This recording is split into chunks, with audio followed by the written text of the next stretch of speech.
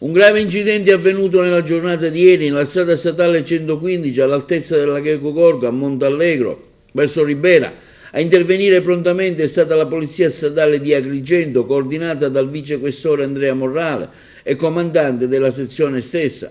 A essere coinvolti sono stati un articolato e una Fiat Punto. Dalle immagini che state vedendo si immagina appunto il peggio, ma fortunatamente l'autista del mezzo ha riportato solo diverse fratture e le costole rotte. Si tratta di una guardia giurata di Siculiana che è stata prontamente soccorsa dal servizio SEOS 118 e portata immediatamente in ambulanza al pronto soccorso a San Giovanni di Dio in contrada Consolida. Il traffico è stato bloccato per un paio d'ore al fine di eseguire i rilevi tecnici che gli agenti della Postrada di Agrigento hanno prontamente eseguito per capire la dinamica dei fatti e come si sono svolti, che al momento non appariva molto chiara. Per fortuna, ribadiamo, considerando le stesse immagini, l'incidente non è stato mortale.